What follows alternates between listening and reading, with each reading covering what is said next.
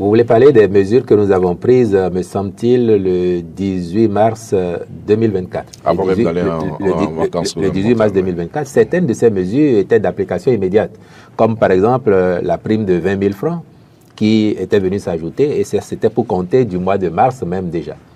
En ce qui concerne les mesures comme les congés pour les femmes en état de grossesse, c'était également d'application immédiate. Ce qui était attendu particulièrement pour cette rentrée-ci, c'est l'effectivité de l'exonération des frais de scolarité pour les enfants du personnel AME. Et je peux vous certifier que conformément à la décision qui a été prise par le gouvernement, pour compter de cette rentrée, aucun enfant d'AME n'aura à payer de contribution scolaire. C'est décidé. Par rapport à leur reversement, la grosse question, c'est un engagement du gouvernement et nous avons pris le temps de l'expliquer à nos amis AME pour qu'ils sachent qu'un travail assidu se fait à cet effet.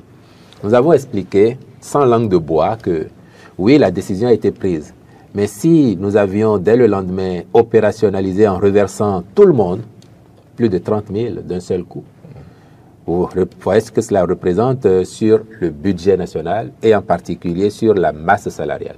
De façon responsable, nous avons dit oui, l'annonce a été faite, mais il nous appartient maintenant de voir comment on opérationnalise afin que, en même temps qu'on règle les problèmes des AME, qu'on n'en crée pas à d'autres corps et qu'on n'en crée pas au pays dans l'ensemble. Donc, ça va faire l'objet d'une programmation et peut-être que dans les jours qui arrivent, le comité qui travaille va faire un point au chef de l'État et au gouvernement et qu'on aura une idée de la formule qui aura été proposée. Dans tous les cas, une fois que cette formule est présentée au gouvernement et retenue, vous en serez informés, la communauté béninoise également, et en particulier nos amis AME. Vous voulez dire que les AME peuvent espérer, d'ici quelques temps, trouver solution à leurs problèmes? De toutes les façons, c'est un engagement. Et donc, moi, je crois qu'il n'y a aucune raison pour laquelle ils n'auraient pas à espérer.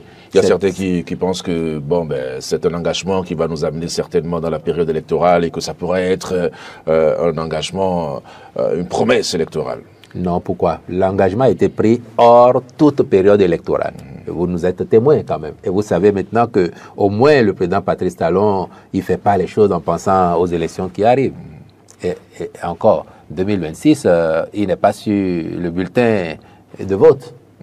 Il n'est pas sur le bulletin de vote. Pour le moment, on n'en sait rien. Donc vous le savez très bien, M. Abalo. Il y a des rumeurs. Et tous les Béninois le savent. S'il y a des rumeurs encore qui laissent croire que le président Talon serait sur le bulletin de vote en 2026. Mais il y a des rumeurs qui laissent croire qu'il serait intéressé par un troisième mandat. Intéressé après toutes les assurances qu'il nous a données. Vous savez, les Béninois sont sceptiques.